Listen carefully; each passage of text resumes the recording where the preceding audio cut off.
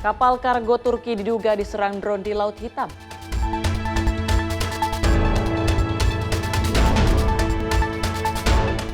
DPR RI apresiasi bea cukai gagalkan narkoba di Bandara Suta.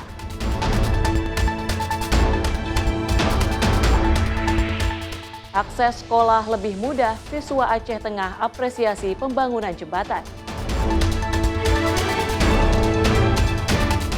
Sri Lanka tetapkan status siaga merah banjir.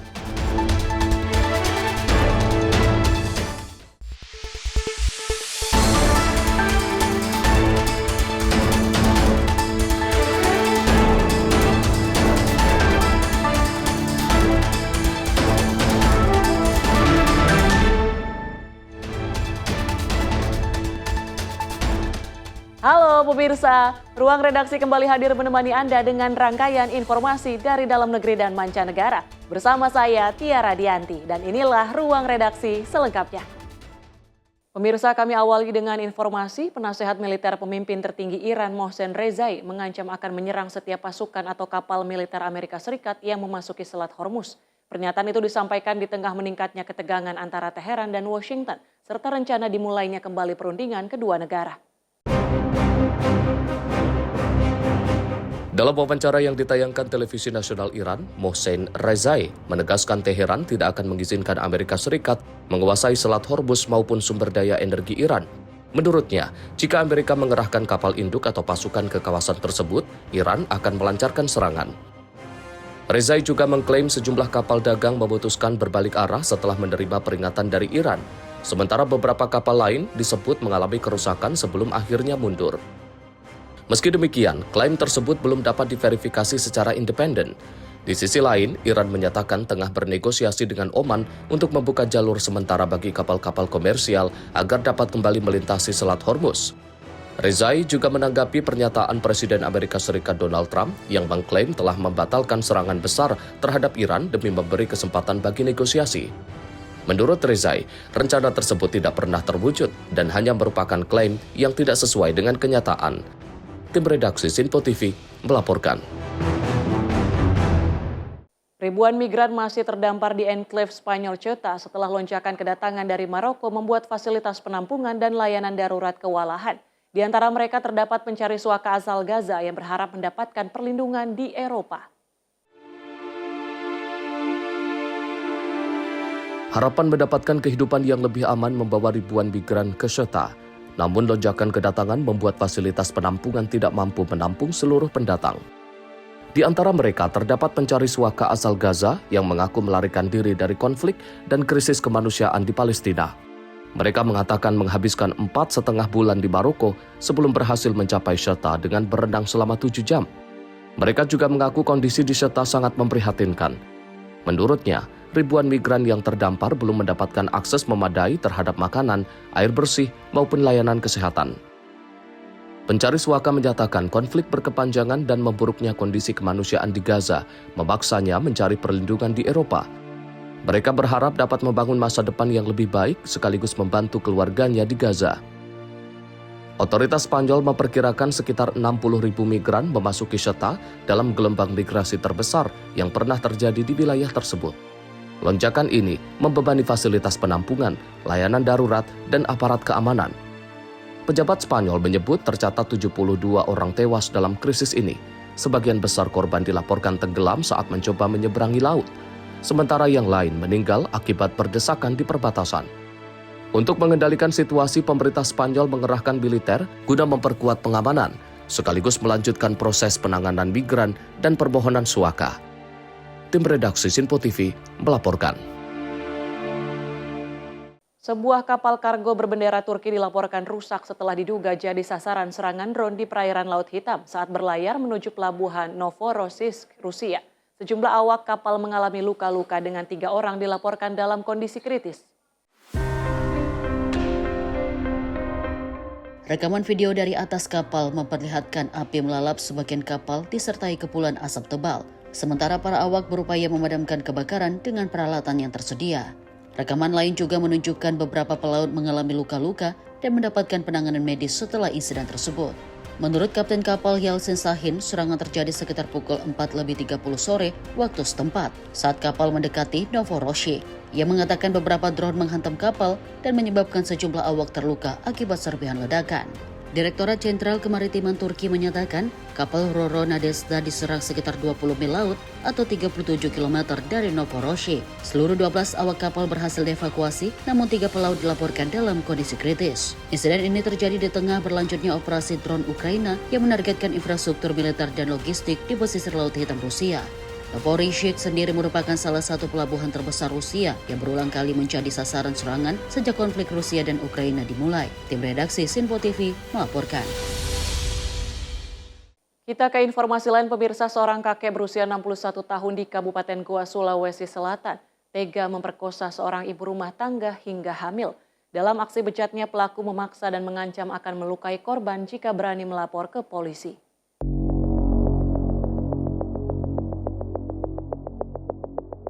SA alias Nyiko harus berurusan dengan aparat Satreskrim Polres Goa. Ia ditangkap akibat diduga memperkosa seorang ibu rumah tangga berinisial AS di Kelurahan Romang Polong, Kecamatan Somba Opu, Kabupaten Goa.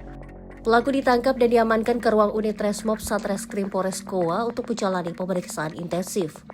Kasus pemerkosaan ini terungkap dari hasil pemeriksaan tim medis rumah sakit yang menyatakan korban tengah mengandung usai korban dirawat akibat jatuh pingsan. Korban kemudian mengaku telah diperkosa pelaku pada Desember 2025 lalu. Mendapatkan laporan dari keluarga korban, petugas kepolisian bergerak cepat dan menangkap pelaku. Dalam pelaksanaan operasi pekat ini telah berhasil kembali mengamankan pelaku tindak pidana pemerkosaan. Terhadap pelaku yang telah kami amankan yaitu SDN, umur 61 tahun, pekerjaan petani, alamat Kampung Margu Mulyo, Desa Margu Mulyo, Kecamatan Oransbari, Kabupaten Manokwari Selatan, Provinsi Papua Barat. Itu yang tertera pada KTP. Kemudian atas keterangan korban kepada keluarganya, akhirnya korban bersama keluarganya melaporkan hal ini ke Polres Goa untuk proses hukum lebih lanjut. Pelaku dijerat pasal 473 KUHP tentang pemerkosaan dengan ancaman hukuman maksimal 12 tahun penjara. Dari Kabupaten Goa, Sulawesi Selatan, jurnalis Sinpo TV melaporkan. Seorang lansia perempuan dievakuasi oleh tim SAR gabungan setelah terjatuh dari tebing curam setinggi 5 meter di area perbukitan Merak, Kota Cilegon, Banten. Diduga korban terjatuh akibat terpleset saat berkebun.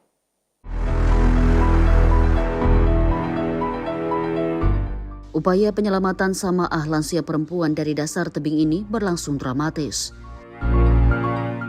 Petugas gabungan mencari jalur alternatif dan berhasil mengevakuasi korban dari tebing setinggi 5 meter di area Gunung Cinampul, Kelurahan Lebak Gede, Kota Cilegon, Banten. Menurut sejumlah keterangan, kejadian ini bermula saat korban, Samaah, berusia 60 tahun, berkebun bersama kerabatnya. Namun korban diduga terpleset dan terjatuh dari tebing. Akibat kejadian ini, korban mengalami cedera tulang dan membuat korban tak bisa berdiri akibat terbentur batu. Diindikasi korban mengalami luka pangkal paha atas.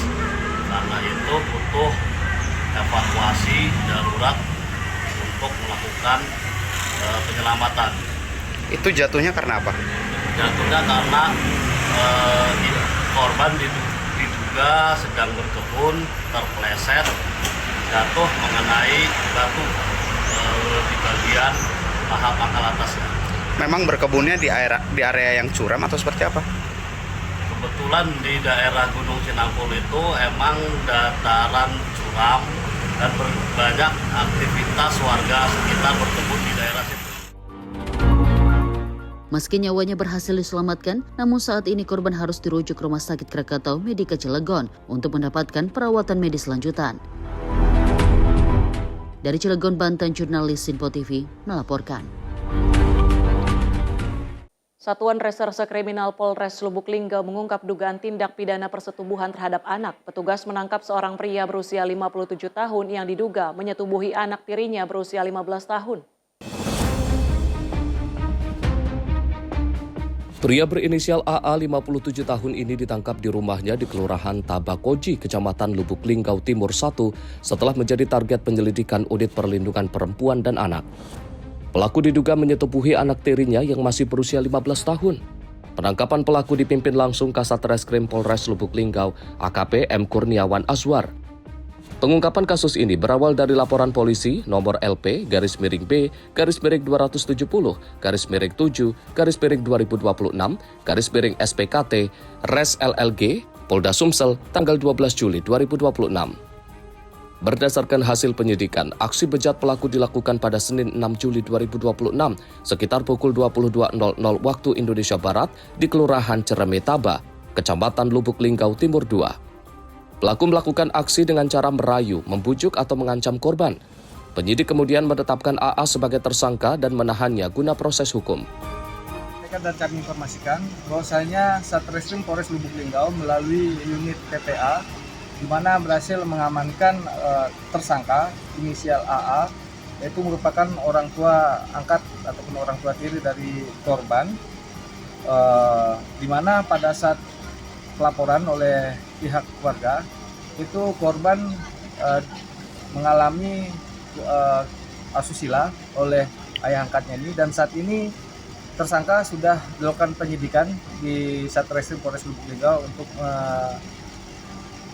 mengikuti pertanggungjawaban ataupun mempertanggungjawabkan hasil perbuatan yang sudah dilakukan, dan saat ini sudah proses dalam penyidikan. Untuk modusnya ada iming-iming atau seperti apa, Pak? Jadi untuk modusnya berdasarkan hasil penyidikan, yaitu korban itu dilakukan aksi yaitu dengan merayu ataupun dengan membujuk ataupun dengan mengancam di situ, dan kemudian terjadilah aksi asusila tersebut. Tersangka dijerat pasal 81 ayat 2 Jungto pasal 76D Undang-Undang Nomor 35 Tahun 2014 tentang Perlindungan Anak serta pasal 473 ayat 2 huruf B Undang-Undang Nomor 1 Tahun 2023 tentang KUHP. Penyidik Polres Lubuk Linggau masih melengkapi berkas perkara untuk proses hukum selanjutnya. Dari Lubuk Linggau, Sumatera Selatan, jurnalis Info TV melaporkan. Kantor Imigrasi Sukabumi mendeportasi seorang warga negara Amerika Serikat setelah terbukti melakukan tindakan yang mengganggu ketertiban umum. Warga negara asing tersebut diketahui berada dalam pengaruh minuman beralkohol saat kejadian.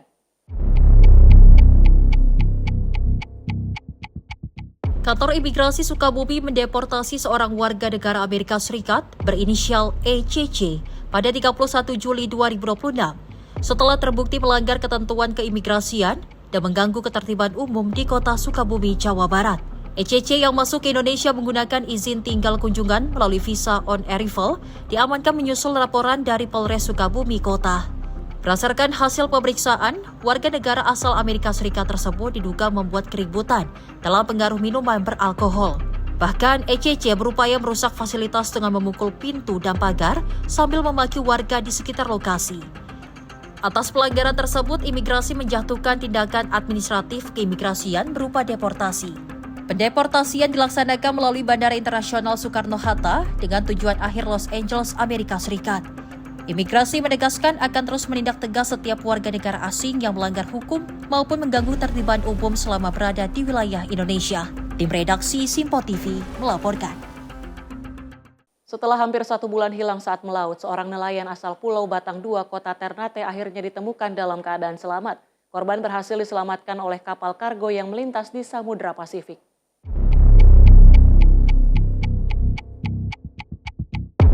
Nelayan asal Desa Bido, Kecamatan Pulau Batang 2, Kota Ternate, Esau Sidemo, 57 tahun, yang dilaporkan hilang saat melaut pada 7 Juli 2026, akhirnya ditemukan dalam keadaan selamat. Kantor Pencarian dan Pertolongan Ternate menerima informasi pada Minggu 2 Agustus bahwa korban ditemukan oleh kapal kargo LNG Endeavour berbendera Prancis yang sedang melintas di Samudra Pasifik.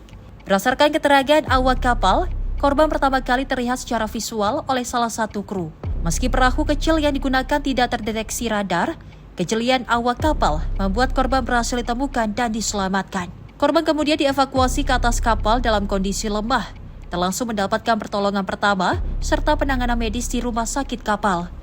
Basarnas melalui Command Center telah meminta pihak kapal berkoordinasi dengan Kedutaan Besar Republik Indonesia maupun Konsulat Jenderal Republik Indonesia di Shanghai untuk memfasilitasi proses pemulangan korban ke Indonesia. Saat ini Esau Sidemo masih berada di atas kapal LNG Endeavour yang tengah berlayar menuju Yangshan LNG Terminal, Shanghai, Tiongkok. Kondisi kesehatannya terus dipantau oleh tim medis kapal selama perjalanan. Kepala Kantor SAR Ternate menyampaikan apresiasi kepada nahkoda dan seluruh awak kapal LNG Endeavour atas tindakan cepat dalam menyelamatkan dan merawat korban. Basarnas akan terus berkoordinasi dengan pihak terkait hingga korban berhasil dipulangkan dan diserahkan kepada pihak keluarga. Tim redaksi Simpo TV melaporkan. Tim SAR gabungan berhasil menemukan seorang warga yang sebelumnya dilaporkan hilang di area perkebunan Desa Pakowa Bunta, Kabupaten Banggai, Sulawesi Tengah. Korban ditemukan dalam keadaan selamat setelah dilakukan operasi pencarian. Tim SAR gabungan berhasil menemukan Asda Lamuda, 65 tahun. Warga yang dilaporkan hilang di area perkebunan Desa Pakowa Bunta, Kecamatan Nuhon, Kabupaten Banggai, Sulawesi Tengah. Operasi pencarian dimulai sejak Senin pagi dengan diawali briefing untuk memastikan kesiapan personil, peralatan pembagian tugas serta penerapan standar keselamatan selama operasi berlangsung. Sekitar pukul 9.50 waktu Indonesia Tengah, korban berhasil ditemukan dalam keadaan selamat, berjarak sekitar 1 km dari lokasi yang diduga menjadi titik hilangnya korban. Setelah dievakuasi, korban dibawa ke Puskesmas Nuhon untuk menjalani pemeriksaan kesehatan. Kepala Subseksi Operasi dan Siaga Kantor Pencarian dan Pertolongan Palu menyampaikan apresiasi kepada seluruh unsur SAR dan masyarakat yang telah bersinergi dalam proses pencarian. Tim redaksi Simpo TV melaporkan. DPR soroti konten kreator rekam SPG tanpa persetujuan. Informasinya kami hadirkan usai jeda. Tetaplah bersama kami di Ruang Redaksi.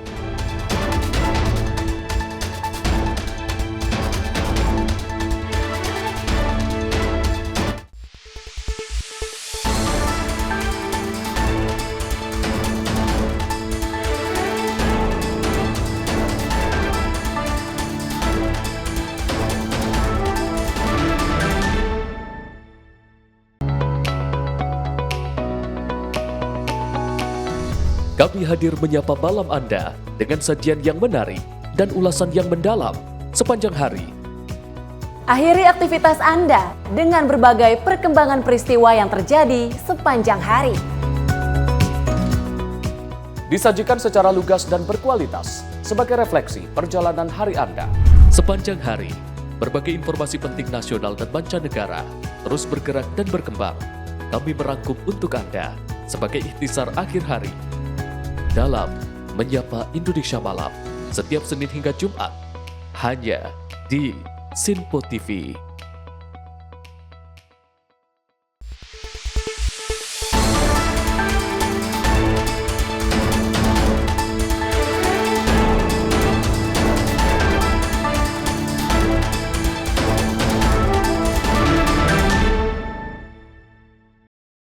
Anda kembali menyaksikan Ruang Redaksi. Pemirsa, Ketua Komisi 3 DPR Habibur Rahman menyoroti unggahan konten kreator yang merekam salah satu user atau SPG di GIAS 2026 tanpa persetujuan.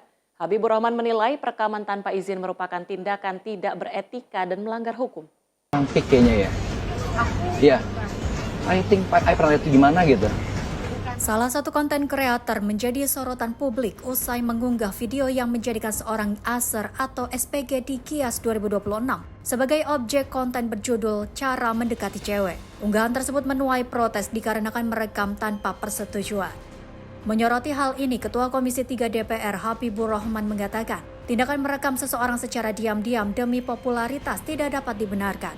Menurutnya, tindakan itu merupakan tidak beretika dan melanggar hukum. Dirinya juga menilai ruang publik seperti pameran otomotif di GIAS harus menjadi tempat aman bagi seluruh pengunjung maupun pekerja yang menjalankan tugas secara profesional. Assalamualaikum warahmatullahi wabarakatuh. Mengenai kasus perekaman SPG di GIAS tanpa izin demi konten media sosial, kami perlu menyampaikan bahwa tindakan merekam seseorang secara diam-diam atau candid tanpa izin, apalagi dijadikan materi konten cara mendekati cewek untuk kepentingan komersial atau popularitas di media sosial adalah perbuatan yang tidak beretika dan melanggar hukum. Sebagai Ketua Komisi 3 DPR RI, saya menegaskan bahwa ruang publik termasuk pameran otomotif seperti Gias harus menjadi tempat yang aman dan nyaman bagi siapa saja, termasuk para pekerja perempuan yang sedang menjalankan tugasnya secara profesional. Berdasarkan hukum positif di Indonesia, korban dapat menuntut si pelaku perekaman dan penyebar luasan rekaman tanpa izin. Dasarnya antara lain pasal 12 dan pasal 119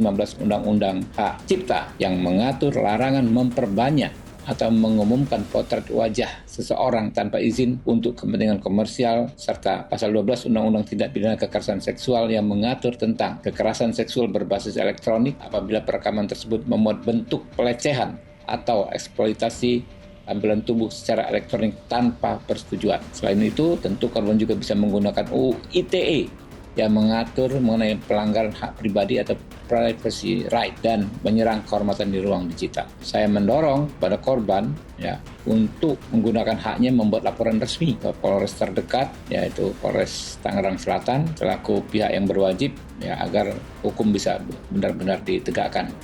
Kami, Komisi 3 DPR RI, akan mengawal kasus ini agar berjalan sesuai dengan peraturan perundang-undangan yang berlaku. Dari Jakarta, Farizal Dava Rizkiano, Sinpo TV melaporkan. Wakil Ketua Komisi 3 DPR Ahmad Syahroni mengapresiasi Ditjen Bea Cukai yang berhasil menggagalkan penyelundupan narkoba yang dibawa oleh kopilot maskapai Malaysia Airlines beberapa waktu lalu. Syahroni meminta Bea Cukai tidak lengah serta tetap memperketat pengawasan di setiap bandara yang ada di Indonesia.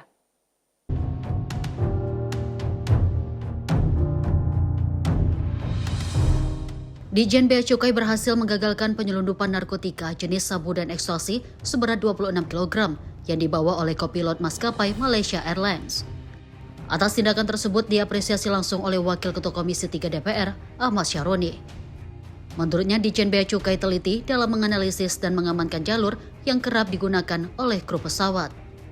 Namun Syahroni meminta agar Ditjen Bea Cukai tidak lengah dalam melakukan pengawasan khususnya di bandara.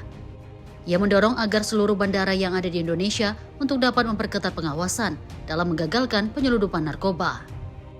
Kita apresiat kepada petugas Bea Cukai, jeli dengan apa yang telah dilakukan oleh para pihak. Yang loloskan dari negara yang dia keluar dari negara tujuan ke kita. Itu menjadi apresiasi buat Bea Cukai, menganalisa dalam aspek kalau pengamanan jalur yang dipakai yang biasa oleh para kru, dia tidak lengah. Luar biasa Bea Cukai, dan ini menjadi bagian dari bagaimana pengamanan hal-hal terkait narkotika. Ya, kita harus jaga terus ini, kita harus awasin. Dari Jakarta, Farizal Ahmad Amin, Sinpo TV melaporkan.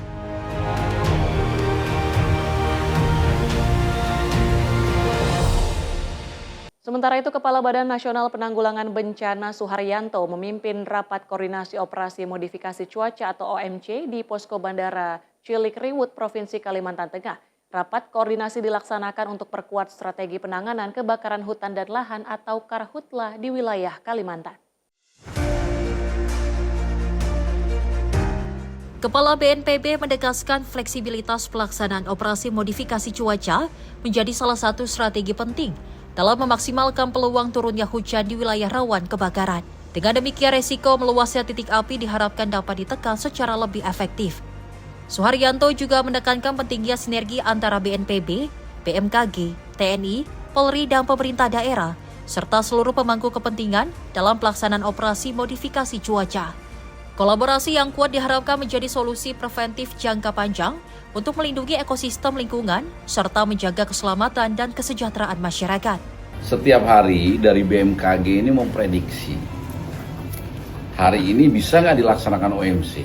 Bisa tidaknya dilaksanakan OMC itu melihat pertumbuhan awan hujan. Saya udah sampaikan beberapa hal, hujannya mudah-mudahan bisa dijatuhkan di Pulang Pisau dan Palangkaraya, karena titik itulah di Kalteng yang sekarang kebakarannya cukup masif. Tentu saja evaluasi, analisa, kolaborasi, ini semua kementerian, lembaga, pemerintah pusat, pemerintah daerah ini terus bersatu padu sampai tingkat operator di lapangan. Operasi modifikasi cuaca diharapkan dapat menjadi langkah strategis setelah mengendalikan Karhutla sekaligus memperkuat kesiapsiagaan nasional dalam menghadapi ancaman bencana hidrometeorologi di Kalimantan Tengah.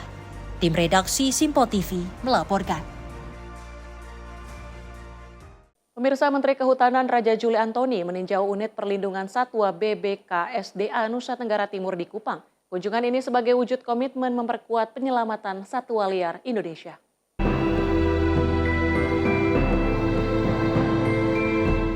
Menteri Kehutanan RI Raja Juli Antoni meninjau unit perlindungan satwa UPS BBKSDA Nusa Tenggara Timur di Kupang. Dalam kesempatan tersebut, Menhub juga meninjau tempat penampungan sementara satwa hasil sitaan, penyerahan masyarakat, serta satwa korban interaksi negatif dengan manusia. Unit perlindungan satwa UPS BBKSDA Nusa Tenggara Timur menjadi salah satu garda terdepan dalam merawat satwa hasil penyelamatan, sitaan, maupun korban interaksi negatif dengan manusia.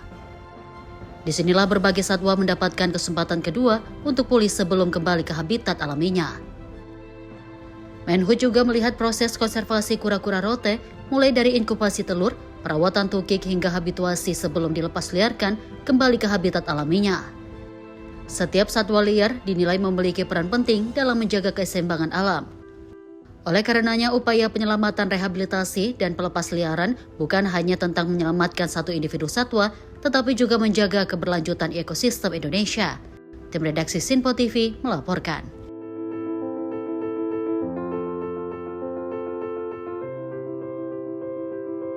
Kita ke informasi lain, pemirsa. 3 orang pekerja proyek pembangunan sekolah rakyat yang dilaporkan hanyut tenggelam di Sungai Ogan Ilir, Sumatera Selatan ditemukan. Setelah dilakukan pencarian oleh tim SAR, ketiganya ditemukan dalam kondisi meninggal dunia.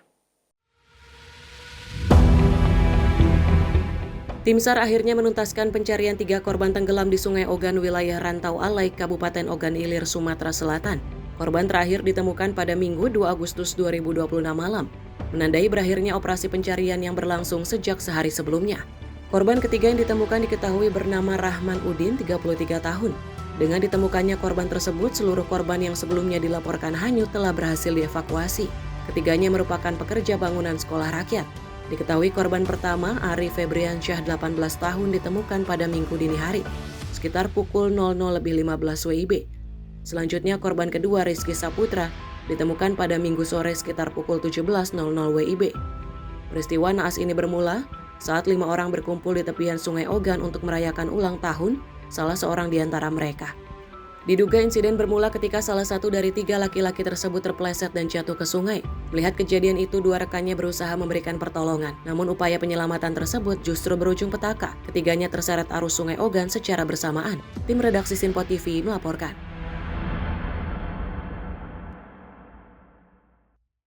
Terekam CCTV, seorang nenek berusia 61 tahun menjadi korban perampokan di rumahnya di kawasan Cakung, Jakarta Timur, 2 Agustus 2026 siang. Pelaku mengikat mulut dan kaki korban usai mengambil barang berharganya. Aksi perampokan penipuan seorang nenek 61 tahun di rumahnya di kawasan Cakung, Jakarta Timur, Minggu 2 Agustus 2026 siang. Nenek yang tinggal seorang diri ini disantroni perampok saat melaksanakan ibadah sholat. Dalam rekaman kamera CCTV, seorang pelaku terlihat melarikan diri usai merampok korban. Menurut keterangan korban, pelaku yang beraksi seorang diri tiba-tiba masuk ke dalam rumah dan mengancam korban yang sedang ibadah sholat. Menggunakan sajam, pelaku meminta korban menyerahkan barang berharga miliknya. Untuk mencegah korban kabur dan berteriak, pelaku mengikat korban dengan lakban di bagian wajah dan kaki. Petugas kepolisian yang mendapatkan laporan menggelar olah TKP dan melepaskan lakban dari mulut korban. Petugas kemudian berhasil menangkap pelaku di salah satu rumah kontrakan berikut para bukti handphone dan anting milik korban. Sang nenek kemudian dibawa ke kantor polisi untuk dimintai keterangan lebih lanjut. Sudah kita amankan untuk rilis besok. Barang bukti apa dong? Anting, terus pisau, uang. Kasus perampokan ini ditangani Polsek Cakung, Jakarta Timur. Dari Jakarta, jurnalis Simpo TV melaporkan. Pemirsa, seorang wanita bersembunyi dan pura-pura pingsan di samping kasur saat terjaring razia pasangan mesum di salah satu penginapan di Kabupaten Padang Lawas, Sumatera Utara. Wanita ini panik lantaran kedapatan berduaan dengan pria yang bukan suaminya. Satu persatu kamar penginapan di Jalan Desa Lotong, Desa Huta Lombang digeledah petugas gabungan Polres Padang Lawas, Sumatera Utara. Petugas menjaring 5 pasangan bukan suami istri yang sedang berduaan di dalam kamar. Seorang wanita terlihat bersembunyi di samping kasur dan berpura-pura pingsan setelah kedapatan petugas sedang berada di dalam kamar bersama seorang pria yang mengaku sebagai suaminya. Hal ini dilakukan wanita lantaran panik. Mengamankan 5 pasang di dalam sebuah penginapan yang masing-masing ada 5 kamar. Setelah kami lakukan pemeriksaan, kami menemukan 5 pasang itu yang bukan suami istri. Kami lihat dari KTP ataupun identitas yang lain. Untuk tindak lanjut ini kami amankan, kami bawa komando untuk kami lakukan pemeriksaan dan penyelidikan. Nanti akan kami lakukan pembinaan dan rencananya nanti setelah kami lakukan pemeriksaan akan kami kembalikan kepada pihak keluarga. Guna dilakukannya pendataan dan pembinaan, 5 pasangan bukan suami istri yang terjaring razia ini diamankan ke Polres Padang Lawas sebelum dipulangkan kepada keluarga. Dari Sumatera Utara, jurnalis Info TV melaporkan. Tim Opsnal Unit Reserse Kriminal Polsek Karawaci Polres Metro Tangerang Kota berhasil menangkap terduga pelaku pelecehan seksual yang dikenal dengan sebutan begal bokong. Pelaku ditangkap di rumahnya di Perumna 1 Karawaci, Tangerang, Banten.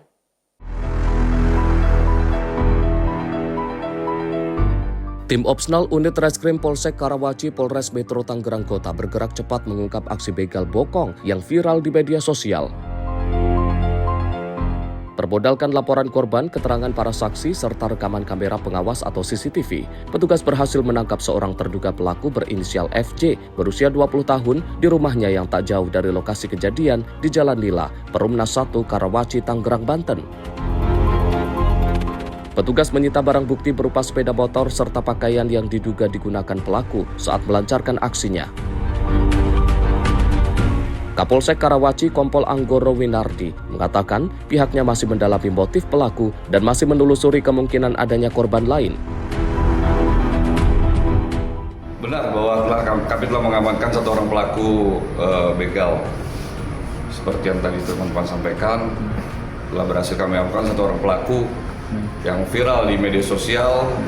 Setelah itu kami melakukan cek TKP, memeriksa saksi-saksi dan memeriksa CCTV, dan berhasil kami amankan 1 orang pelaku berinisial BJ tidak jauh dari TKP. Modusnya sedang kita dalami untuk modus kita sedang dalami. Pengakuannya baru sekali, namun tetap kami dalami terkait korban-korban lainnya. Apabila masih ada, kita harap untuk melapor ke Polsek Karawaci. Pelaku kita amankan di rumahnya, tim reskrim pimpinan AKP Riono berhasil kami amankan di rumahnya. Berikut barang bukti lainnya seperti sepeda motor, baju yang digunakan pada saat melakukan, dan ada keterangan beberapa saksi beserta korbannya dan membenarkan bahwa dia adalah pelakunya. Pasal ini disangkakan Undang-Undang Nomor 12 Tahun 2022 tentang kekerasan seksual. Sementara itu, petugas meminta korban membuat laporan polisi secara resmi sebagai dasar proses hukum. Kini pelaku ditahan di Mapolsek Karawaci, Polres Metro Tangerang Kota. Dari Tangerang, Banten, jurnalis Info TV melaporkan.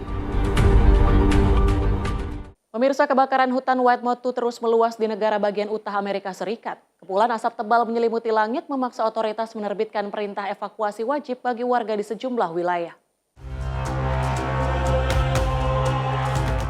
Rekaman udara memperlihatkan api menjalar cepat di tengah vegetasi kering sementara gumpalan asap hitam membumbung tinggi dan menutup langit di atas kawasan Utah Tengah. Kebakaran telah melahap lebih dari 36.000 akre atau sekitar 14.500 hektar lahan yang dipicu oleh suhu panas, kondisi kering, dan angin yang terus berubah arah. Ratusan petugas pemadam dibantu pesawat, pembom air, dan alat berat terus memperkuat garis pengendalian untuk mencegah api menjangkau pemukiman warga. Kebakaran memaksa evakuasi di sejumlah wilayah Millard County, termasuk sekitar 25 rumah di Kanosh Meadow dan kawasan reservasi Kanosh Bend. Suku Paiute Indian Tribe of Utah menetapkan status darurat pada hari Minggu waktu setempat, sebelum otoritas memperluas perintah evakuasi wajib ke sebagian wilayah Fillmore karena api terus bergerak ke arah utara. Pihak berwenang menyatakan kebakaran dipicu sambaran petir pada 27 Juli, kemudian berkembang pesat akibat kondisi cuaca ekstrim. Kebakaran ini jadi salah satu dari sejumlah kebakaran hutan besar yang masih melanda Utah di tengah gelombang panas. Tim redaksi Sinpo TV melaporkan.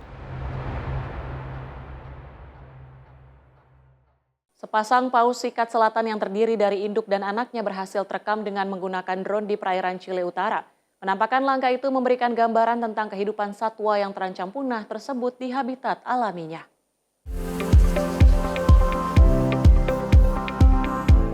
Rekaman drone memperlihatkan induk paus dan anaknya berenang berdampingan di perairan lepas Mejillones, wilayah Antofagasta, Chile.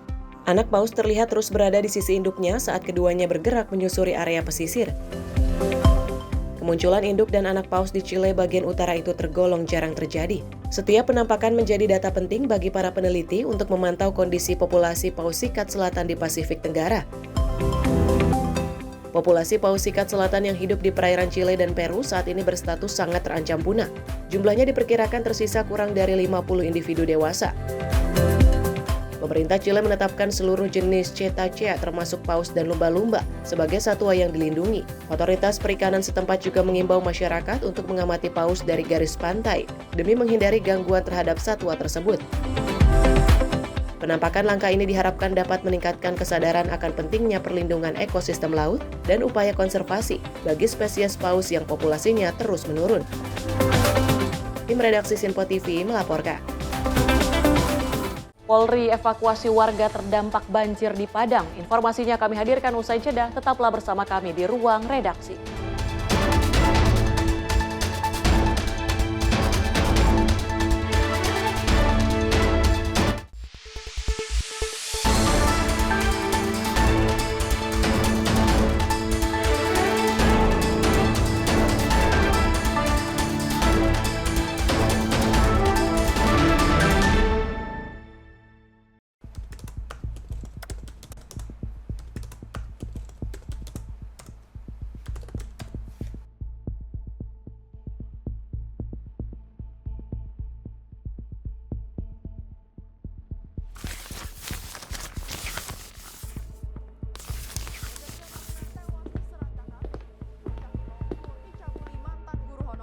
Viral maling bobol rumah di siang hari. Polisi bongkar peredaran narkoba jaringan internasional. Dugaan pembunuhan mayat dalam drum belum terungkap. Lagi, lansia tewas dengan penuh luka bacok. Mengaku tidak dinafkahi suami, seorang ibu bunuh anak kandung. Treskrim Polres Goa mengepung rumah terduga pelaku pencurian di Desa Bontoala, Kecamatan Palangga. Sally, saat akan standby. diamankan. 3, 2, 1. Di balik setiap peristiwa selalu ada fakta yang tersembunyi. Saksikan catatan kriminal setiap Senin hingga Jumat hanya di Sinpo TV.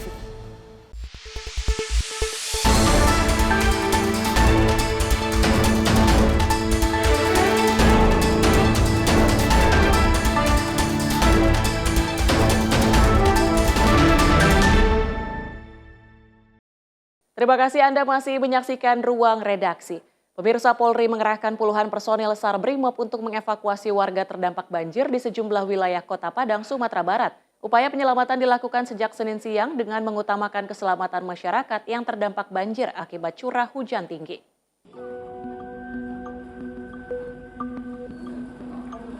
Personil SAR Brimob Polda Sumatera Barat terus melaksanakan evakuasi warga di sejumlah titik terdampak banjir di Kota Padang.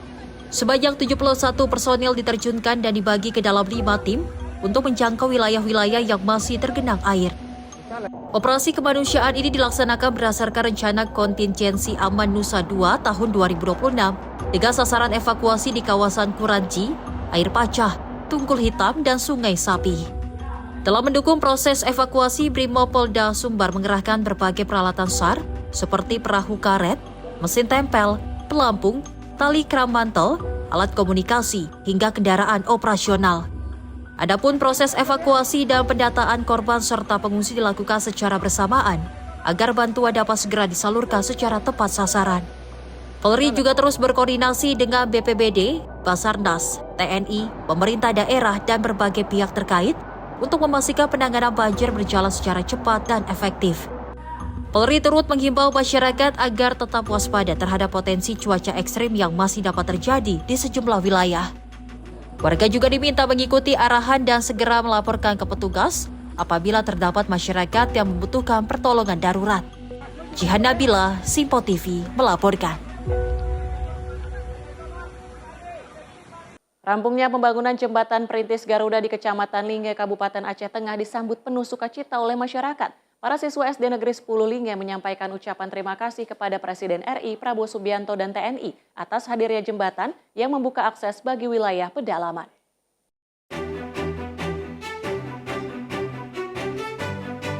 Di pedalaman Kecamatan Linge, Kabupaten Aceh Tengah, kehadiran jembatan Perintis Garuda membawa kebahagiaan bagi masyarakat, khususnya para pelajar.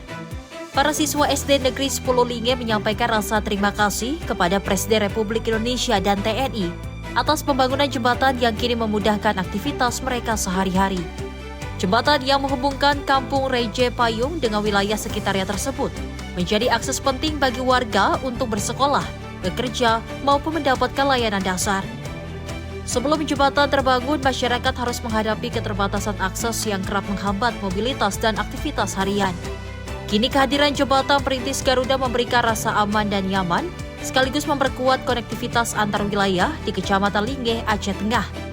Bagi para pelajar, jembatan ini bukan hanya sarana penghubung, tetapi juga menjadi simbol harapan dan semangat untuk meraih masa depan yang lebih baik.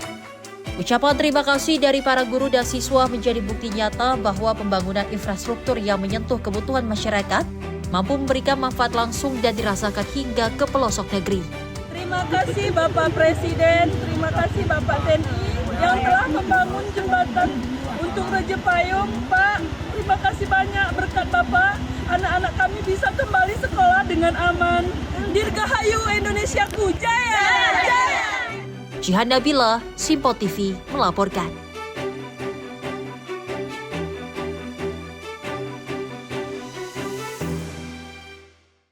Perjalanan menuju Medan yang selama ini identik dengan berjam-jam di jalan atau harus mampir ke provinsi lain sebelum kembali ke Sumatera Utara, kini mulai berubah. Gubernur Sumatera Utara Bobi Nasution meresmikan penerbangan perdana Wings Air rute Bandara Internasional Kuala Namu menuju Bandara Jenderal Besar A.H. Nasution, Kabupaten Mandailing Natal. Gubernur Sumatera Utara Bobi Nasution meresmikan penerbangan perdana Wings Air rute Bandara Internasional Kuala Namu menuju Bandara Jenderal Besar A.H. Nasution di Kabupaten Mandailing Natal. Peresmian penerbangan perdana berlangsung di Bandara Internasional Kuala Namu, Kabupaten Deli Serdang, yang dihadiri jajaran Direksi Lion Group, Manajemen PT Angkasa Pura Aviasi, anggota DPR RI, anggota DPRD Sumut, pimpinan daerah, serta instansi aviasi terkait. Bobi Nasution mengatakan pembukaan rute penerbangan baru tersebut bukan sekedar agenda seremonial, melainkan langkah strategis untuk memangkas waktu tempuh dan mempermudah aksesibilitas masyarakat, baik dari Medan dan sekitarnya maupun dari Mandailing Natal.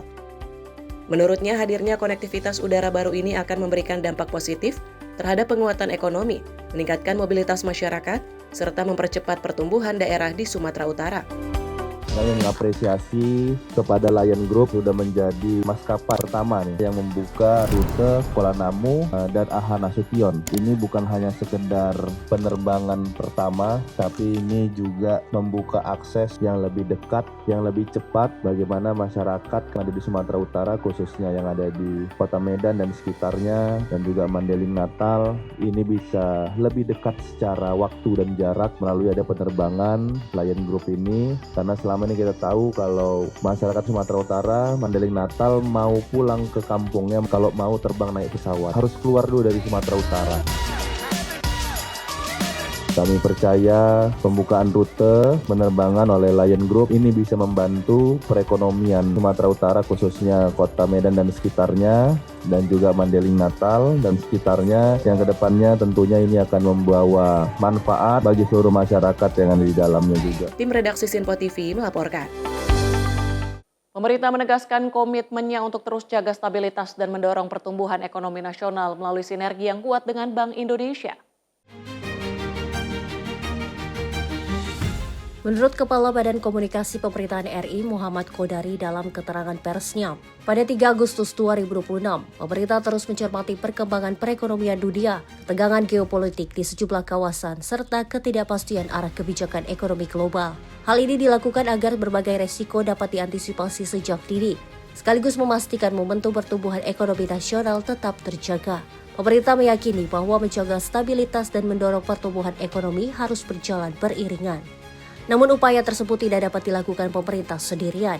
Diperlukan sinergi erat dengan Bank Indonesia sebagai otoritas moneter agar kebijakan fiskal dan moneter dapat saling memperkuat satu sama lain dalam menghadapi dinamika global. Dalam menjalankan mandatnya, Bank Indonesia terus memperkuat stabilitas ekonomi melalui bauran kebijakan yang terukur. Pada rapat Dewan Gubernur bulan Juli 2026, Bank Indonesia mempertahankan BI rate sebesar 5,75% sebagai bagian dari bauran kebijakan untuk menjaga stabilitas nilai tukar rupiah sekaligus memastikan inflasi tetap terkendali dalam sasaran 2,5 plus minus 1%. Artinya batas atas target inflasi sebesar 3,5% dan batas bawah sebesar 1,5%.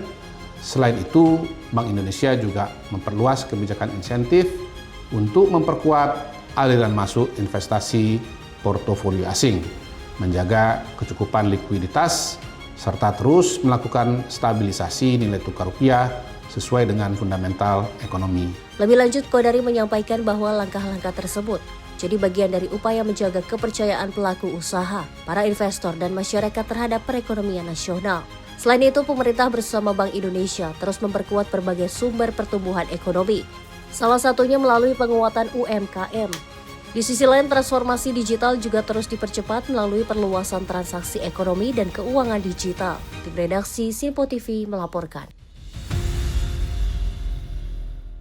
Pemerintah menargetkan peringatan hari ulang tahun ke-81 kemerdekaan RI jadi perayaan yang lebih dekat dengan rakyat. Melalui berbagai kegiatan partisipatif dan inklusif, pemerintah berharap semangat kemerdekaan dapat dirasakan oleh seluruh masyarakat di berbagai daerah.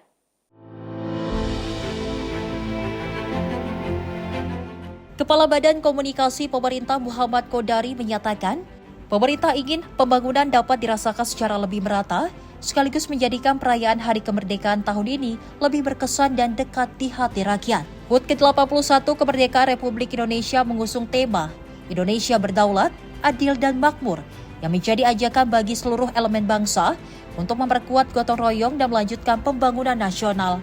Rangkaian bulan kemerdekaan telah dimulai dengan zikir dan doa kebangsaan pada 1 Agustus. Selanjutnya akan dilaksanakan berbagai agenda kenegaraan, termasuk penganugerahan tanda jasa, pidato kenegaraan Presiden pada 14 Agustus, serta ziarah nasional dan renungan suci pada 15 Agustus. Puncak peringatan akan berlangsung pada 17 Agustus, dengan upacara detik-detik proklamasi dan penurunan bendera pusaka. Presiden Prabowo Subianto akan bertindak sebagai inspektur upacara, dengan sekitar 8.100 masyarakat diundang untuk mengikuti upacara secara langsung. Bulan kemerdekaan diawali dengan kegiatan zikir dan doa kebangsaan pada 1 Agustus di Monumen Nasional Jakarta. Ini adalah momentum bersyukur dan sebagai simbol persatuan. Kegiatan ini dihadiri sekitar 100.000 peserta. Selama sebulan penuh, peringatan Hari Ulang Tahun Kemerdekaan diisi antara lain dengan kegiatan penganugerahan tanda jasa dan tanda kehormatan. Pada 14 Agustus, insya Allah akan ada pidato kenegaraan dan pidato penyampaian Rancangan Undang-Undang APBN 2027 dan nota keuangan oleh Presiden RI Prabowo Subianto. Menjelang hari H kemerdekaan akan ada ziarah nasional, apel kehormatan dan renungan suci pada 15 Agustus. Ini adalah bentuk penghormatan negara kepada pejuang kemerdekaan dan pahlawan Indonesia. Dan pada acara puncak yakni 17 Agustus dilaksanakan upacara peringatan detik-detik proklamasi dan penurunan bendera pusaka. Presiden Prabowo sendiri akan bertindak sebagai inspektur upacara. Masyarakat juga akan diundang dengan peserta sekitar 8.100 peserta. Selain upacara kenegaraan, pemerintah juga akan menggelar pesta rakyat di kawasan Monumen Nasional dan Bundaran Hotel Indonesia. Acara ini akan diisi dengan panggung hiburan, lomba tradisional, pertunjukan seni, serta membagi ratusan ribu porsi makanan gratis. Seluruh rangkaian peringatan akan ditutup dengan penyelenggaraan berdekaran yang dapat diikuti masyarakat secara gratis. Pemerintah berharap kegiatan ini mampu memperkuat semangat gotong royong, mendorong kreativitas generasi muda, dan menggerakkan perekonomian masyarakat. Tim redaksi Simpo TV melaporkan. Pemirsa, arus kunjungan wisatawan mancanegara ke Indonesia terus menunjukkan perkembangan positif sepanjang 2026. BPS mencatat jumlah kunjungan Wisman mencapai 1,3 juta pada Juni 2026.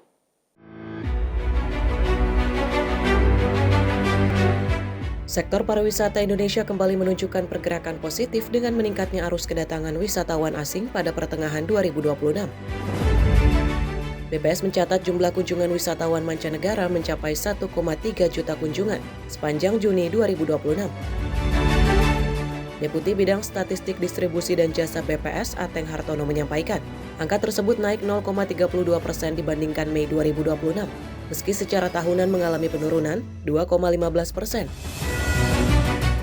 Dari total kunjungan, sebanyak 1,2 wisatawan masuk melalui pintu utama dan 175.696 melalui pintu perbatasan. Wisatawan mancanegara atau biasa kita sebut dengan Wisman. Teman-teman media dan Bapak Ibu semuanya, pada Juni tahun 2026, kunjungan Wisman melalui pintu masuk utama sebanyak 1.210.879 kunjungan.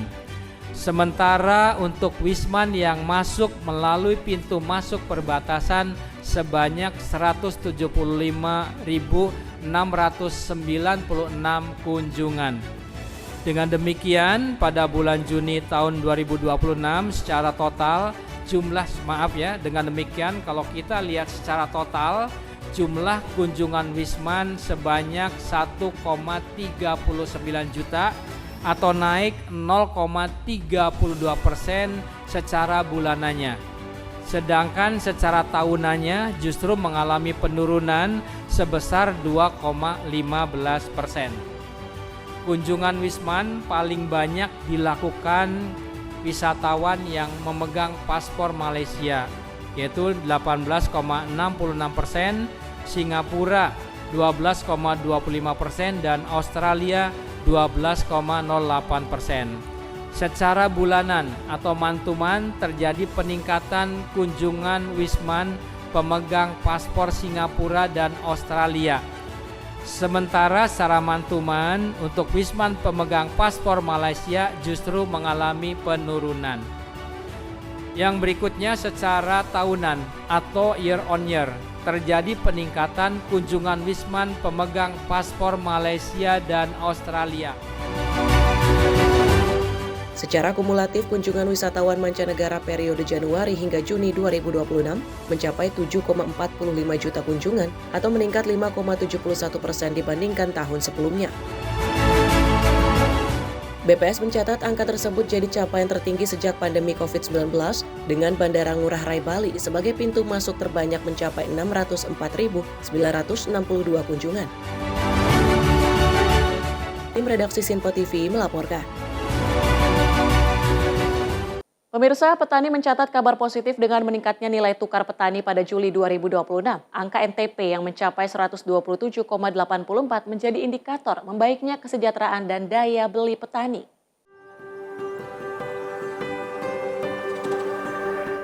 Kesejahteraan petani menunjukkan tren positif seiring meningkatnya nilai tukar petani nasional.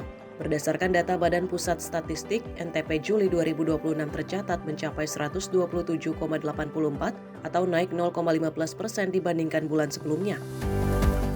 Deputi Bidang Statistik Distribusi dan Jasa BPS Ateng Hartono dalam keterangannya menyampaikan, kenaikan ini terjadi karena penurunan indeks harga yang dibayar petani lebih besar dibandingkan penurunan indeks harga yang diterima, sehingga kemampuan tukar hasil pertanian terhadap kebutuhan rumah tangga dan biaya produksi mengalami perbaikan. Peningkatan NTP juga didorong oleh membaiknya subsektor tanaman perkebunan rakyat yang naik 1,67% dan tanaman pangan sebesar 1,32%. Capaian ini jadi sinyal positif bagi penguatan sektor pertanian, didukung berbagai program peningkatan produktivitas dan efisiensi usaha tani. Nilai tukar petani atau NTP pada Juli tahun 2026 tercatat sebesar 127,84 atau naik 0,15% dibandingkan dengan Juni tahun 2026. Peningkatan NTP terjadi karena indeks harga yang diterima oleh petani ini turun 0,1%. Nah, sedangkan indeks harga yang dibayar oleh petani turunnya lebih dalam, yaitu 0,25%. Silakan teman-teman media bisa dilihat di tabel yang ada di layar.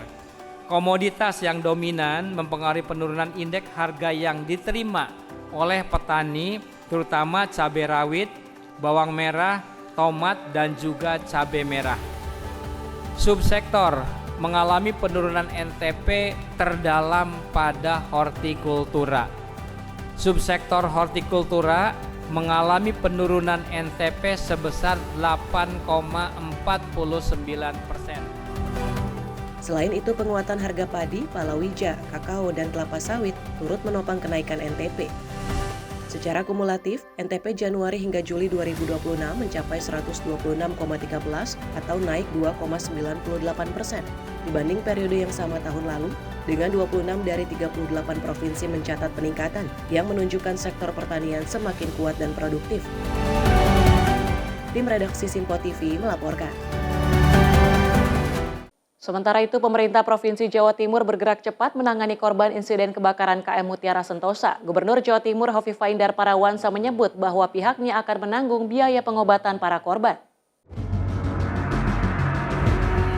Gubernur Jawa Timur Hovifah Indar Parawansa meninjau langsung perkembangan penanganan korban musibah terbakarnya KM Mutiara Sentosa II di Pelabuhan Tanjung Perak, Surabaya.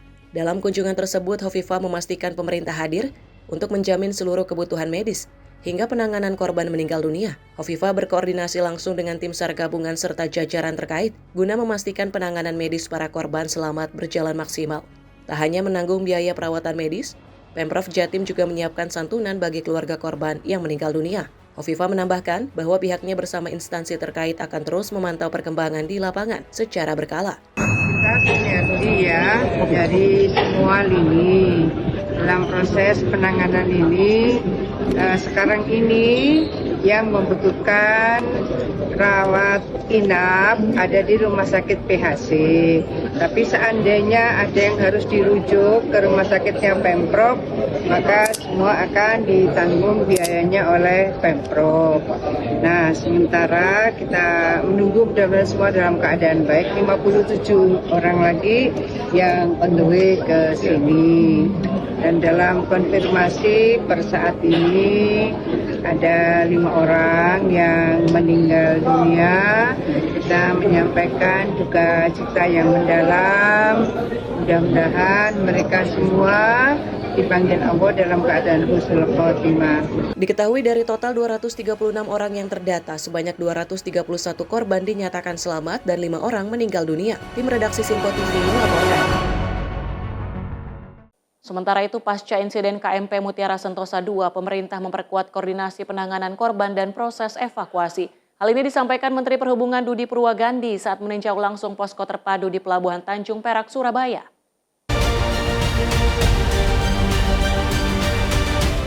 Menteri Perhubungan Dudi Purwagandi meninjau langsung posko terpadu penanganan kecelakaan KMP Mutiara Sentosa II di Pelabuhan Tanjung Perak, Surabaya. Kunjungan ini dilakukan untuk memastikan proses penyelamatan dan penanganan korban berjalan optimal, sekaligus mengkoordinasikan langkah lanjutan bersama seluruh pihak terkait. Dodi juga mengapresiasi respon cepat pemerintah daerah di Madura, serta seluruh unsur yang terlibat dalam operasi penyelamatan korban KMP Mutiara Sentosa II. Peninjauan dilanjutkan ke Terminal Gapura Surya Nusantara saat KM Meratus Pematang Siantar bersandar dengan membawa penumpang KMP Mutiara Sentosa II yang berhasil dievakuasi. Di lokasi, Menteri Perhubungan bertemu langsung dengan para korban dan menyampaikan belasungkawa atas musibah yang terjadi. Saat ini Kementerian Perhubungan telah mengoperasikan posko terpadu di Terminal Gapura Surya Nusantara sebagai pusat layanan bagi korban dan keluarga sekaligus menjadi pusat koordinasi penanganan.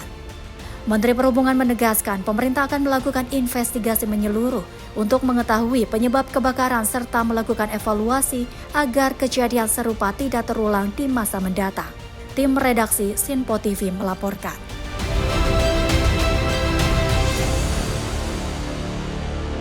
Sri Lanka tetapkan status siaga merah banjir. Informasinya kami hadirkan usai jeda. Tetaplah bersama kami di Ruang Redaksi.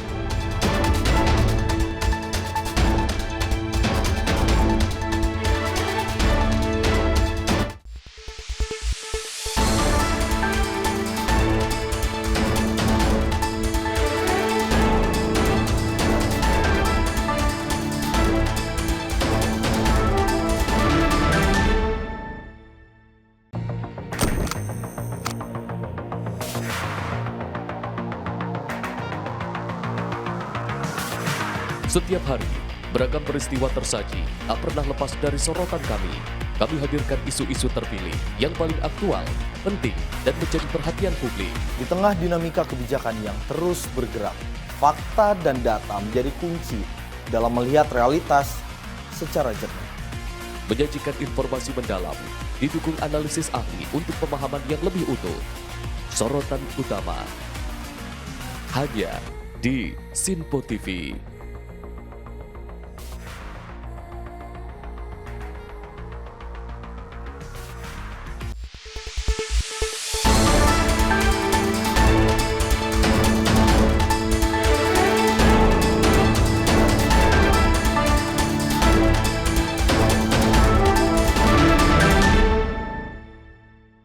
Anda kembali menyaksikan Ruang Redaksi.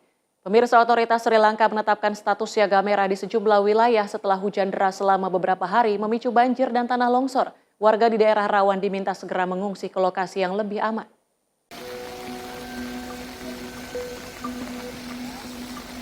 Rekaman yang dirilis oleh media lokal memperlihatkan jalan, permukiman, dan rumah warga terendam banjir akibat meluapnya sungai Mahaweli dan Kelani. Sejumlah bangunan mengalami kerusakan sementara lumpur dan material longsor menutup akses jalan di beberapa titik. Tim penanggulangan bencana telah diterjunkan ke kawasan dataran rendah untuk membantu evakuasi dan memberikan bantuan kepada masyarakat yang terdampak. Otoritas setempat juga mengimbau warga yang tinggal di sepanjang aliran sungai dan daerah rawan longsor agar segera pindah ke tempat yang lebih aman. Pejabat setempat menyatakan curah hujan di hulu daerah aliran sungai Mahaweli mencapai hampir 200 mm. Beberapa kawasan termasuk Nawalapitia, Nanuoya, dan Watawala mencatat curah hujan yang lebih tinggi lagi. Hingga kini otoritas setempat masih terus memantau ketinggian muka air sungai dan meminta masyarakat mematuhi seluruh imbauan evakuasi demi keselamatan. Tim redaksi Sinpo TV melaporkan. Hujan deras yang melanda wilayah La Araucanía, Chile menyebabkan sungai setempat meluap dan memicu banjir parah di kota Angol. Puluhan rumah terendam, ratusan warga terdampak, sementara petugas darurat terus melakukan evakuasi dan penanganan di lokasi. Area jalanan dan permukiman di kota Angol tampak terendam air. Warga dan pengendara berusaha melintasi genangan, sementara sejumlah kawasan hanya dapat diakses menggunakan perahu. Warga mengaku kehilangan hampir seluruh harta benda mereka. Banyak perabot dan barang rumah tangga hanyut atau rusak akibat banjir yang datang secara tiba-tiba. Kawasan La Alborada, Santa Teresita, dan Los Rios menjadi wilayah paling terdampak. Personel militer dan petugas pemadam kebakaran diterjunkan untuk membantu evakuasi serta menyalurkan bantuan kepada warga. Menurut Otoritas Penanggulangan Bencana Chile, Senapred, tercatat 76 warga terdampak langsung di kota Angol. Kemudian sebanyak 25 rumah mengalami kerusakan berat dan 35 rumah lainnya rusak ringan. Pemerintah daerah juga meliburkan kegiatan belajar mengajar di sekolah-sekolah negeri pada 3 dan 4 Agustus sambil menunggu penilaian lebih lanjut atas dampak banjir. La verdad fue algo terrible para nuestras familias. No pensamos que iba a pasar a mayores. La pérdida completa de todo nuestro hogar, todo, el patio flotaba completo, las cosas dentro. Se desbordó el río, tuvimos que evacuar, hoy día en la mañana pudimos tratar de ingresar a nuestro hogar porque estaba el agua muy arriba, dentro de nuestro domicilio está todo lleno de barro, el agua ingresó hasta el domicilio completo, tenemos el patio igual, todo mojado. Perdimos casi todo en realidad, son pocas las cosas que se pueden... Secara keseluruhan, sistem cuaca ekstrim yang melanda wilayah tengah dan selatan Chile telah menyebabkan 2 orang meninggal dunia, serta lebih dari 1.000 orang terdampak dan ribuan lainnya terisolasi. Pihak berwenang terus memantau kondisi, mengingat hujan masih berpotensi berlanjut. Tim redaksi Sinpo TV melaporkan. Ibu kota Hongaria, Budapest memadamkan lampu hias di berbagai gedung publik dan landmark ikonik setelah pembangkit listrik tenaga nuklir Paks ditutup untuk pertama kalinya sejak beroperasi 44 tahun lalu. Penutupan dipicu turunnya permukaan air Sungai Danube ke titik terendah dalam sejarah yang mengganggu sistem pendingin reaktor. Suasana malam di Budapest terlihat lebih gelap dari biasanya setelah pemerintah memangkas penggunaan listrik untuk penerangan yang tidak mendesak. Pembangkit listrik tenaga nuklir Paks yang biasanya memasok hampir setengah kebutuhan listrik Hongaria terpaksa dinonaktifkan karena kurangnya pasokan air untuk mendinginkan 4 reaktornya. Hozzá az energiához, semmihez nem értek, csak az biztos, hogy az Orbán kormány 16 éven keresztül a világon mindent megoldott. A vörös iszaptól kezdve a Covid, mindent, ami csak létezett, árvíz, ne tessék már belebeszélni, jó? Árvizet, mindent megoldotta az Orbán Viktor. Vissza kellene rakni őtet oda, és mindent megoldana. A Péterke meg mindenkit levág. Menyusul penutupan pembangkit, perdebatan politik menguat di tengah masyarakat. Sebagian warga menyalahkan pemerintah saat ini, sementara yang lain menilai Hongaria masih membutuhkan pasokan energi dari Rusia untuk menjaga ketahanan energi nasional. Pemerintah memperingatkan gangguan pasokan listrik dapat berlangsung selama beberapa minggu di tengah gelombang panas dengan suhu yang diperkirakan mencapai 40 derajat Celcius. Masyarakat dan dunia usaha diimbau mengurangi penggunaan listrik pada jam-jam puncak untuk menjaga stabilitas jaringan listrik. Selain itu, pembatasan penggunaan air juga diberlakukan di lebih dari 100 kota dan desa, menyusul kekeringan berkepanjangan yang menyebabkan permukaan air Sungai Danube turun ke level terendah yang pernah tercatat. Tim redaksi Sinpo TV melaporkan.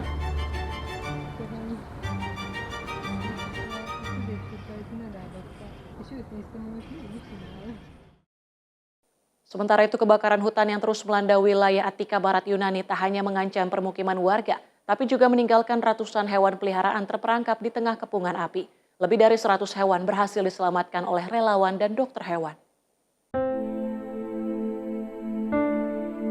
Di tengah kepungan api yang terus meluas, relawan berlomba dengan waktu untuk menyelamatkan hewan-hewan yang ditinggalkan pemiliknya saat evakuasi.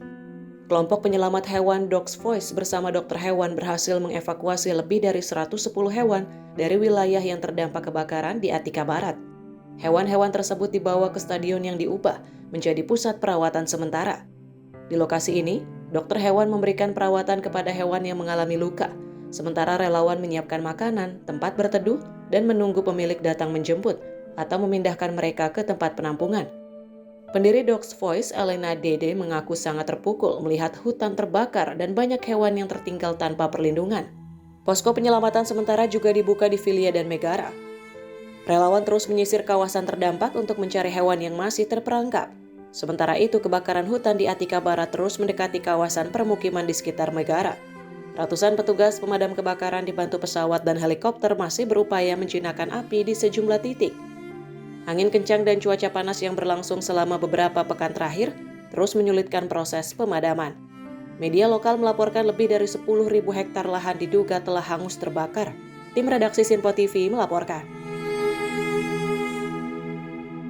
Pemirsa, Presiden Prabowo Subianto menyampaikan duka cita atas wafatnya Putri Kerajaan Thailand dan ucapan selamat ulang tahun untuk Raja Thailand. Momen tersebut jadi bentuk penghormatan dan kedekatan hubungan Indonesia-Thailand. Presiden Republik Indonesia Prabowo Subianto menyampaikan pesan duka dan doa kepada Kerajaan Thailand atas wafatnya Putri Bachrakitiyapa. Hal tersebut disampaikan Presiden Prabowo saat bertemu Perdana Menteri Thailand Anutin Kanwirakul di Istana Merdeka Jakarta. Selain menyampaikan bela sungkawa, Presiden Prabowo juga mengucapkan selamat ulang tahun kepada Raja Thailand Maha Vajiralongkorn serta mendoakan kesehatan dan kekuatan dalam memimpin negara. Presiden Prabowo menyebut dirinya memiliki hubungan panjang dengan Raja Thailand sejak keduanya masih menjadi prajurit. Before we continue, I wish to convey our deepest condolences on behalf of Indonesia, and on my personal behalf, to the royal family and the people of Thailand on the passing of Her Royal Highness Princess Vajra Kittiaba. Our thoughts and prayers are with you during this difficult time. I would also like to extend my warmest birthday greetings to His Majesty King Maha Vajiralongkorn, Phra Vajira Klau Chau Yu Hua. May His Majesty continue to be blessed with good health, happiness, and strength in leading the Kingdom of Thailand. As you know, I have a very long personal relationship with His Majesty. We were both soldiers when we were young. So we have fond memories, and actually when we meet, it's like old soldiers talking about old times. Dalam kesempatan tersebut, Perdana Menteri Thailand Anutin juga menyampaikan bela sungkawa kepada Indonesia atas insiden kebakaran KMP Mutiara Sentosa II. Thailand turut mendoakan para korban dan keluarga yang terdampak musibah tersebut. Our meeting without expressing my deepest condolences on behalf of Thai people for the tragic fiery fire in Indonesia yesterday. Our thoughts are very much with the victims and their families, and I hope that there will be no more casualties. Tim redaksi Sinpo TV melaporkan. PM Thailand Anutin Charnvirakul menyerahkan medali kehormatan kepada Presiden Prabowo Subianto. Presiden Prabowo disebut sebagai tokoh ikonik yang dihormati militer Thailand.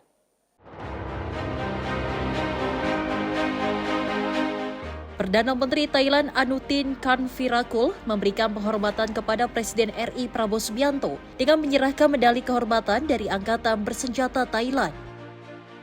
Anutin menyebut Presiden Prabowo sebagai sosok ikonik yang dihormati kalangan militer Thailand. Dalam kunjungan kenegaraan di Kompleks Istana Kepresidenan Jakarta pada Senin 3 Agustus, Anutin menyampaikan bahwa para pejabat senior dan jenderal muda Thailand memiliki kekaguman terhadap perjalanan militer Prabowo. Ia juga menilai hubungan pertahanan Indonesia-Thailand akan terus diperkuat melalui latihan bersama dan kerjasama keamanan.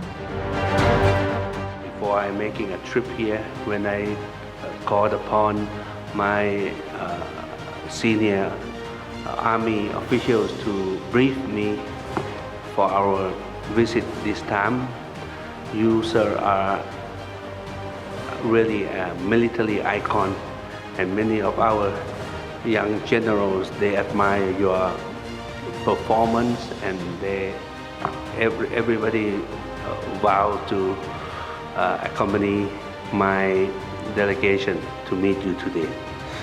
So I've brought some medals that. Di kesempatan yang sama, Presiden Prabowo menyampaikan apresiasi atas penghormatan tersebut dan menyebut medali kehormatan ini sebagai simbol persahabatan, kepercayaan, serta hubungan erat antara Indonesia dan Thailand. Saya juga ingin menyampaikan apresiasi setinggi-tingginya kepada Yang Mulia dan pemerintah Kerajaan Thailand atas tanda kehormatan dari Angkatan Bersenjata Thailand yang akan dianugerahkan kepada saya. Penghargaan ini di luar dugaan saya, dan saya anggap sebagai cerminan dari kepercayaan, persahabatan, saling menghormati, dan eratnya hubungan antara Indonesia dan Thailand. Tim redaksi Sinpo TV melaporkan. Presiden Prabowo Subianto dan PM Thailand Anutin Charnvirakul sepakat meningkatkan perdagangan bilateral hingga 20 miliar US dollar pada 2030. Kedua negara perkuat kerjasama ekonomi melalui kemitraan strategis. Indonesia dan Thailand sepakat memperkuat kerjasama ekonomi dengan target peningkatan nilai perdagangan bilateral hingga mencapai 200 miliar USD pada 2030. Kesepakatan tersebut menjadi bagian dari upaya mempererat hubungan strategis kedua negara. Komitmen itu disampaikan Presiden RI Prabowo Subianto usai menerima kunjungan Perdana Menteri Thailand Anutin Charnvirakul di Istana Merdeka, Jakarta. Kedua pemimpin juga mengadopsi roadmap kemitraan strategis Indonesia-Thailand 2026-2030 sebagai pedoman kerjasama di berbagai sektor. Ekonomi tetap menjadi pilar utama hubungan bilateral kita. Kami optimis target perdagangan sebesar $20 miliar pada tahun 2030 dapat dicapai melalui implementasi roadmap kemitraan strategis. Kita juga sepakat untuk meningkatkan kerjasama di bidang ketahanan pangan terkait teknologi pertanian, logistik, pengolahan pangan hingga ketahanan rantai pasok. Dengan keunggulan masing-masing di sektor industri halal, Indonesia dan Thailand dapat saling mendukung dalam membangun rantai nilai industri halal regional dan kerjasama ekonomi akan diperluas melalui peningkatan investasi, akses pasar, ketahanan pangan, energi, ekonomi digital, serta pembentukan Joint Trade Commission. Perdana Menteri Anutin menilai Indonesia dan Thailand memiliki potensi besar untuk meningkatkan perdagangan dan investasi bilateral. Tim redaksi Simpo TV melaporkan. Presiden Prabowo mendorong penguatan kerjasama pertahanan Indonesia dan Thailand untuk jaga stabilitas kawasan. Kedua negara sepakat meningkatkan kolaborasi militer dan keamanan. Upaya memperkuat stabilitas keamanan kawasan menjadi salah satu pembahasan dalam pertemuan Presiden RI Prabowo Subianto dan Perdana Menteri Thailand Anutin Charnvirakul. Kedua pemimpin sepakat meningkatkan kerjasama di bidang pertahanan dan keamanan. Dalam pertemuan bilateral di Istana Merdeka, Jakarta pada Senin 3 Agustus, Presiden Prabowo mendorong peningkatan latihan bersama, pertukaran perwira, serta kerjasama pendidikan antara Angkatan Bersenjata Indonesia dan Thailand. we should increase exchange of our officers in training and in education. Di kesempatan yang sama, Thailand juga menyatakan kesiapan memperluas kerjasama industri pertahanan, termasuk menawarkan 36 kendaraan lapis baja amfibi beroda untuk Korps Marinir TNI AL, serta memperkuat kemitraan pertahanan kedua negara. That we should expand cooperation in the defense industry and Thailand is ready to supply 36 amphibious wheeled armored vehicle or AWACS for the Indonesian Marine Corps. This model is currently in active service in our Royal Thai Marine Corps, and I'm so thankful that you gave us this opportunity to have our products being used in your country. Thailand juga mengundang Indonesia mengikuti pameran pertahanan dan keamanan guna membuka peluang kerjasama yang lebih luas. Tim redaksi Simpo TV melaporkan. Presiden Prabowo Subianto mengapresiasi pemerintah Thailand yang telah memfasilitasi pemulangan hampir 1.000 warga negara Indonesia korban online scam. Kerjasama ini jadi bagian dari upaya Indonesia dan Thailand perkuat pemberantasan kejahatan transnasional.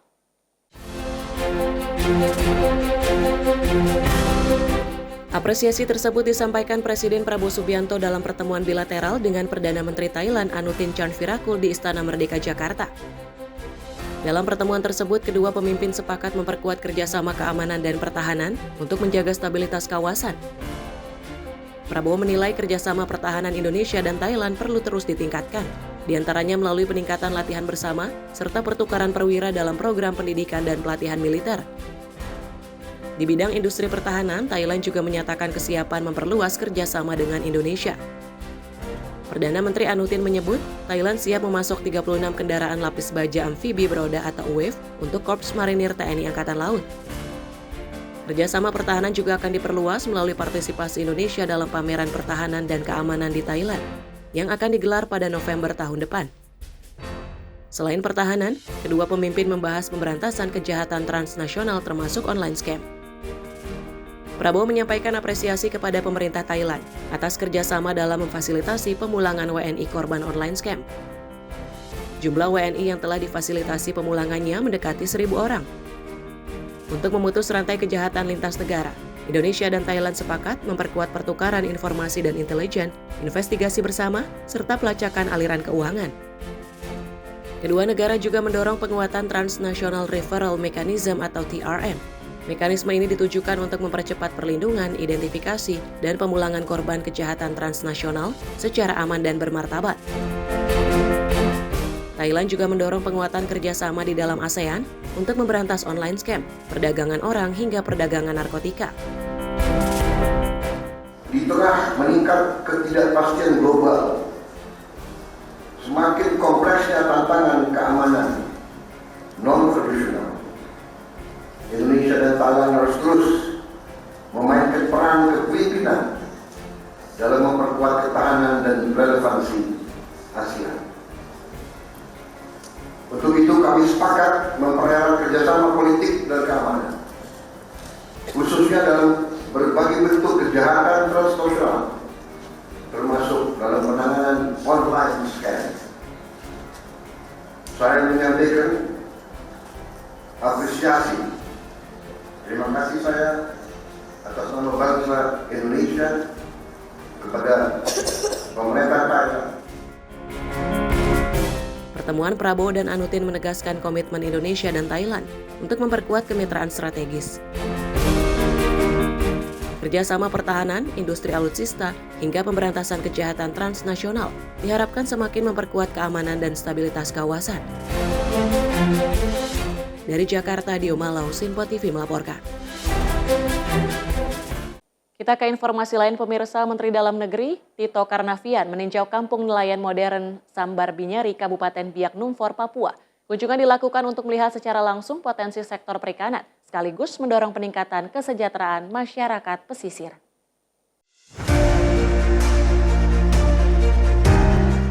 Mendagri menegaskan rendahnya harga jual hasil tangkap menunjukkan pentingnya pengembangan industri hilir di daerah. Menurutnya, pembangunan pabrik pengalengan ikan, pabrik tepung ikan, maupun fasilitas pengolahan lainnya akan memberikan nilai tambah bagi hasil tangkapan nelayan. Dengan adanya industri pengolahan, ikan tidak lagi dijual dalam bentuk mentah, melainkan menjadi produk olahan yang memiliki nilai jual lebih tinggi. Langkah ini diharapkan mampu meningkatkan pendapatan nelayan, menciptakan lapangan kerja, serta mendorong pertumbuhan ekonomi di wilayah pesisir Papua. Kita berharap Pak Menteri mengeluarkan izin, jangan izin tangkap aja, harus diikuti dengan izin pengelolaan.